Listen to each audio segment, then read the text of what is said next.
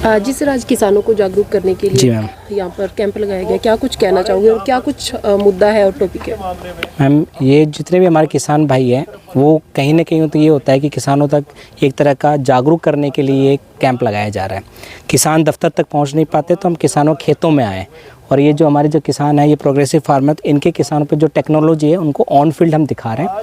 और डिपार्टमेंट उद्यान विभाग जो किसानों के लिए स्कीम्स लेके आ रहा है उन स्कीम्स के बारे में किसानों को खेत पे आके हम जानकारी दे रहे हैं। तो हॉर्टिकल्चर में जैसे अपने सिरसा है, पूरे हरियाणा के अंदर यहाँ बागवानी का सबसे बड़ा एरिया है। फलों के अंदर जैसे 15,000 किन्नों का है, अमरूद का बहुत बड़ा एरिया है, माल्टा का हमारे पास बहुत बड़ा एरिया है। लेकिन इसके अलावा जो पानी जैसे आपको पता है कम होता जा रहा है, तो जैसे नई जो फसलें हैं, आड़ू हो गई, आलू बुखारा हो गया, खजूर हो गया, ये नए पौधों के बारे में किसानों को जानकारी देना। और सब्जी जैसे यहाँ पे जीरी और कनक किसान ज़्यादा लगाते हैं, तो उस बेल्ट को तोड़ने की जो साइकिल चलती आ रही है उसको तोड़ने के लिए जो विभाग के द्वारा जितनी भी सूचनाएं हैं और जो सब्सिडी हम दे रहे हैं, जो हम अवेयरनेस करना चाह रहे हैं वो हम किसान के खेत पे आके दे रहे हैं। सर, क्या कुछ स्कीम्स हैं जो किसानों के लिए आई है? जी मैम, जैसे हम बताना चाहूँ किसान भाइयों को, जैसे हम पौधारोपण है, कोई किसान बाग लगाता है तो किसान पे हम 23,000 रुपये प्रति एकड़ की सब्सिडी देते हैं। 23,000 रुपये प्रति एकड़।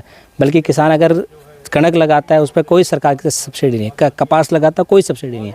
सब्जी अगर लगाता है किसान तो 15,000 रुपये प्रति केले की हम सब्सिडी दे रहे हैं। उसके बाद मल्च लगाता है, ड्रिप लगाता है, बम्बू स्टेकिंग करता है, किसी प्रकार की कोई भी तकनीक है तो उसका अलग से सरकार द्वारा पैसा दिया जाएगा। खजूर की खेती अपनाता है तो उसके लिए जैसे 3.5 लाख का खर्चा आता है तो सरकार उस पर 1,40,000 रुपये तक का खर्चा दे रही है। नेट हाउस लगाना चाहता है, पॉली हाउस वो लगाना चाहता है तो उस पर भी लगभग 50% की सब्सिडी है। कुल मिलाए किसानों को एडवांस खेती की तरफ डाइवर्ट करने के लिए बागवानी विभाग जो अपनी स्कीम है वो किसानों तक पहुँचा रहा है। अगर अमरूद की खेती किसान करता है तो उसके अंदर उसको कितने प्रतिशत जो सब्सिडी है वो दी जाती है? जी, अगर किसान मान लीजिए कि 1 किले में अमरूद की खेती करता है तो उसको जो खर्चा आता है, हम खर्चे से ज़्यादा 1 एकड़ का 43,000 रुपये, पहले साल 23,000, फिर 10,000, 10,000, अगले 2 साल तक 1 एकड़ के 43,000 रुपये हम उसको देते हैं।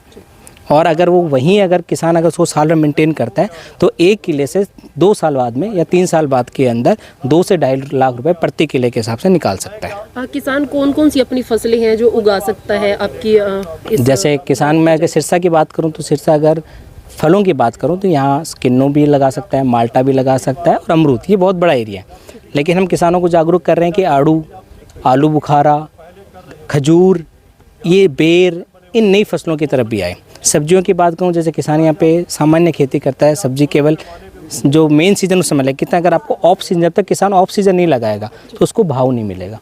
और ऑफ सीज़न जैसे अगर दिसंबर में किसान लगाएगा तो उसमें पाला मार जाएगा। तो पाला मारने के लिए हम जैसे लो टनल जैसी टेक्नोलॉजी है तो उस पर जो लिफाफा होता है तो उसके 11.5 रुपये प्रति स्क्वायर मीटर की हम सब्सिडी देते हैं। तो सब्जी यहाँ पे हर तरह की सब्जी लग सकती है, लेकिन किसानों को ऑफ सीजन की तरफ हम प्रमोट कर रहे हैं कि वो ऑफ सीजन पे जाएंगे तब जाके उनको पैसा मिलेगा। जैसे आपने अभी आड़ू की बात की, आड़ू एक बार यहाँ पर उगा दिया जाता है, उसके बाद जो पौधे हैं ऑटोमेटिक सूखने शुरू हो जाते हैं। जी, उसका कारण क्या मैम, यहाँ पे दिक्कत कहाँ है, या जो यहाँ की सॉइल है वहाँ जब किसान भाई की या तो वाइट ग्रब एक कीड़ा होता है वो दिक्कत है, या यहाँ एक फंगस होता है। अगर उसका किसान भाई ने ध्यान नहीं रखा तो जो आड़ू का बाग होगा वो अचानक सूखेगा। तो उस बागों को किसानों को लगाते समय हम पहले ट्रेनिंग देते हैं। हम किसी भी किसान को ये नहीं कहते कि आप पहले बागवानी की तरफ आएँ तो सीधा आ जाएं। हम पहले हमारे जो रिसर्च सेंटर मंगियाना है, गरोंडा है, रामनगर, हरियाणा के अलग अलग कोनों में हमारे रिसर्च सेंटर खुले हुए हैं। वहाँ पे पहले किसान 5 दिन ट्रेनिंग ले, ट्रेनिंग लगाने के बाद में बागवानी अपनाएं। अगर वो ट्रेनिंग लेके बागवानी अपनाता है तो उसको दिक्कत नहीं आएगी।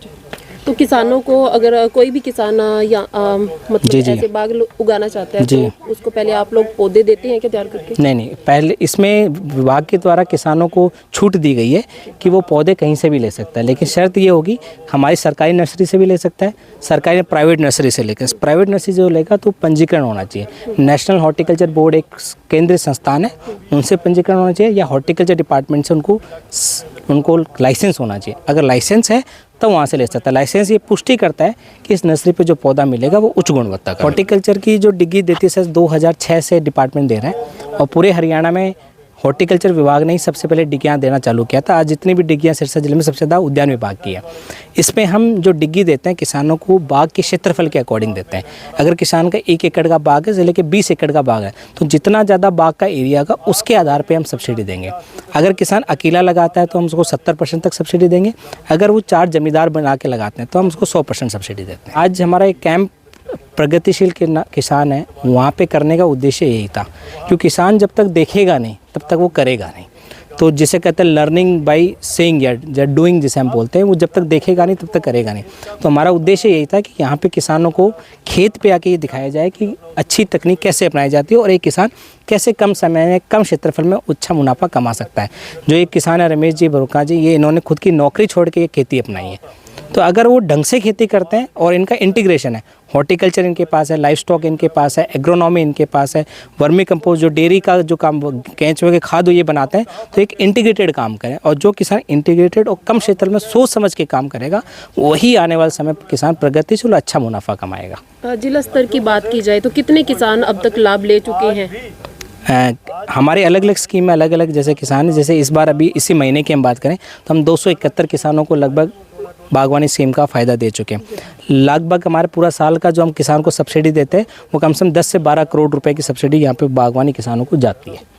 जी सर, जॉब छोड़कर खेती का आपने रास्ता अपनाया है, कितना आज तक जो मुनाफा है आप लोग कमा चुके हैं? ऐसा है सर मैडम कि सन 2001 के अंदर मैं घर से बाहर निकला था, क्यों परंपरागत जो खेती है वो मेरे पास थी सिर्फ 3.5 एकड़, और मेरे को पता था कि 3.5 एकड़ खेती में नरमा कणक से मैं अपने परिवार को नहीं पाल सकता।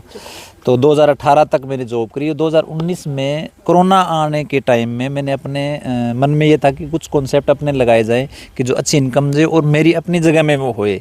तो शुरुआत मैंने वर्मी कंपोस्ट यानी केचुआ खाद से स्टार्ट की, उसके बाद मैं गोट फार्मिंग पे आया, उसके साथ तीसरा कॉन्सेप्ट सुपर नेपियर का लेके आया, उसके बाद फिर मैंने हॉर्टिकल्चर में 2 एकड़ में अमरूद का बाग लगाया।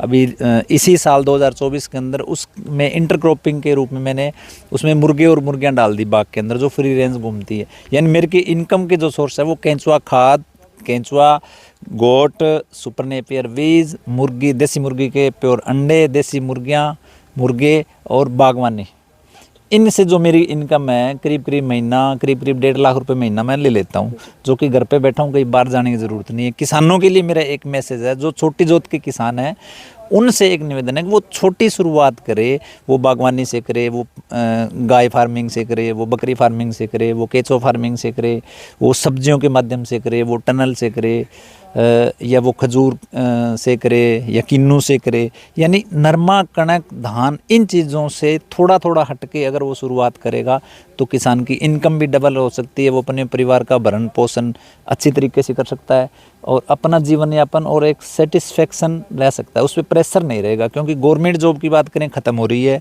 और प्राइवेट सेक्टर की बात करें 20-30 हज़ार की नौकरी में आदमी पिसता है।